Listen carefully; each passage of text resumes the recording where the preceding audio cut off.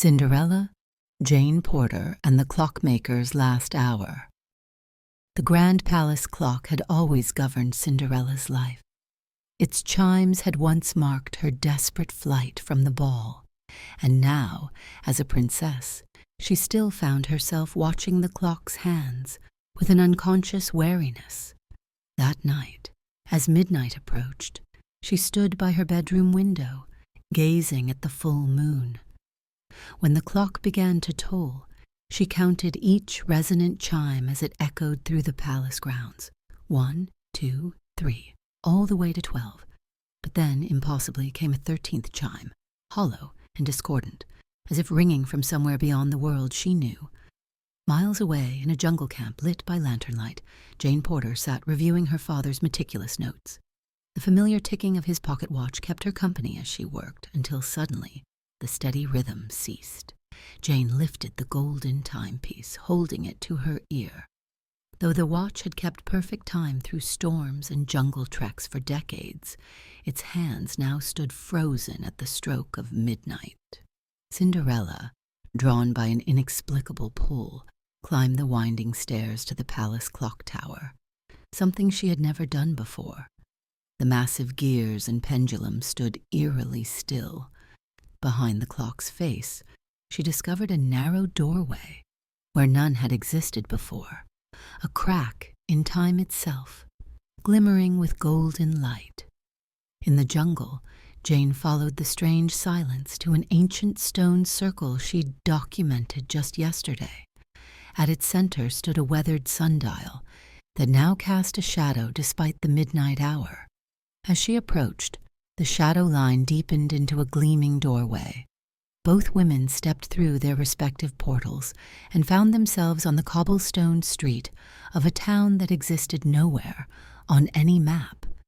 Buildings of mismatched architecture lined silent streets. Victorian lampposts stood alongside ancient obelisks, all casting the same wan light. Every shop window displayed stopped clocks, their hands frozen at different moments, some just shy of midnight, others halted at dawn. "Hello?" Cinderella called, her voice oddly muffled in the still air. "Is anyone there?" Jane's question echoed from around a corner. They turned simultaneously, startled to find another living soul in this abandoned place. Cinderella in her nightdress, Jane in her expedition clothes. Two women from different worlds, connected by time's strange fracture. "I'm Jane Porter," she offered with the practiced calm of someone accustomed to unexpected situations. "I was in Africa just moments ago." "I'm Cinderella. I came through the palace clock tower." She gestured to the empty street. "Where is everyone?" Their conversation was interrupted by the soft clink of metal. Down the street, a hunched figure shuffled toward them, surrounded by floating gears and springs that orbited him like tiny planets. His skin was translucent, revealing clockwork beneath, and silver sand trickled steadily from his fingertips. "Visitors," he wheezed, his voice ticking like a winding mechanism. "How unexpected.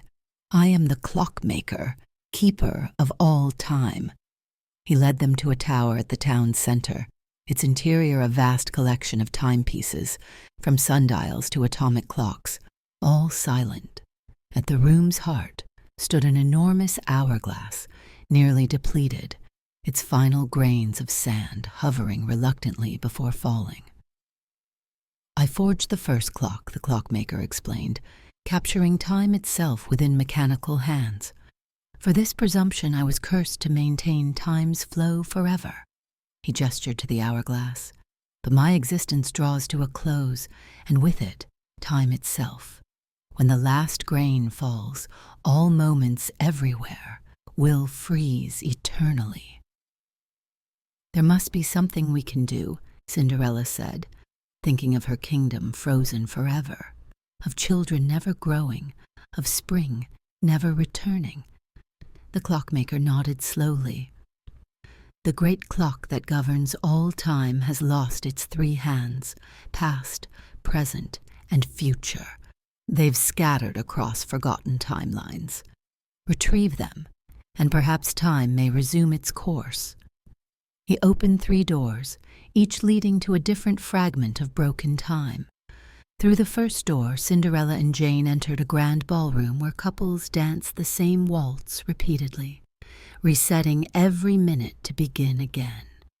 In this loop of past moments, they found the first clock hand tucked inside a chandelier crystal, forever reflecting the light of an eternal evening.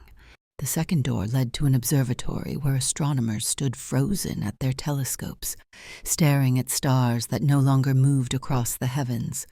This was time's future, stalled before it could unfold. The second hand was mounted like a telescope pointer, aimed at a star that had long since burned out. Behind the third door lay a marketplace trapped in a single moment, merchants caught mid-transaction, children perpetually chasing each other between stalls. Here, in the suspended present, the final clock hand served as a scale beam, weighing the same moment over and over. As they collected each piece, shadows trailed them, echoes of people who had once existed in these fractured times, now mere impressions of lives interrupted. When they returned to the Clockmaker, he had grown fainter still, the hourglass down to its final grains. With trembling hands, he assembled the recovered pieces into a small pocket watch. "This will restart time's flow," he explained, "but the balance demands sacrifice. One of you must surrender a memory, a single, precious moment, to power the mechanism." Cinderella and Jane exchanged glances, understanding the weight of this choice. "What memory would we lose?" Jane asked. "A defining moment," the Clockmaker replied. "A turning point in your life's journey." Cinderella thought of the ball, of the prince's hand in hers during that first dance, of how that night had changed everything.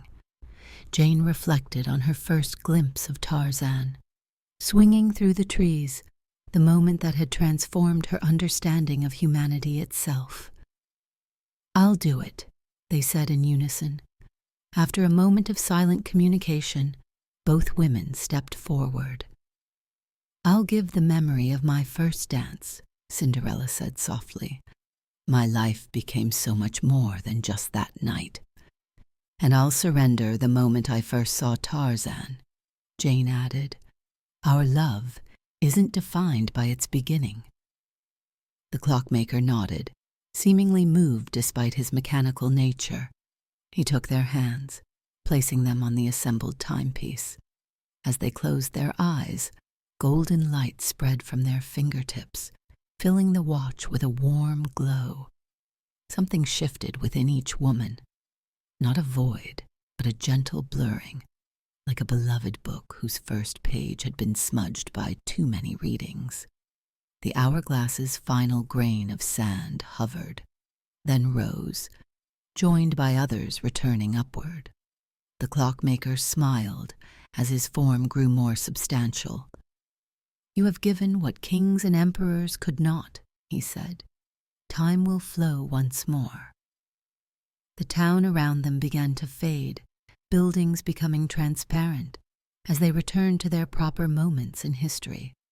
Before they stepped through their respective doorways home, the Clockmaker pressed a small golden cog into each of their hands. "What is lost in time is never truly forgotten," he told them. "Some memories live in the heart, beyond time's reach." Cinderella returned to find the palace clock chiming its proper 12 beats. Though she couldn't recall her first dance with the prince, she found herself humming a familiar waltz while fingering the golden cog in her pocket. Jane, back in her jungle camp, discovered her father's watch ticking steadily once more.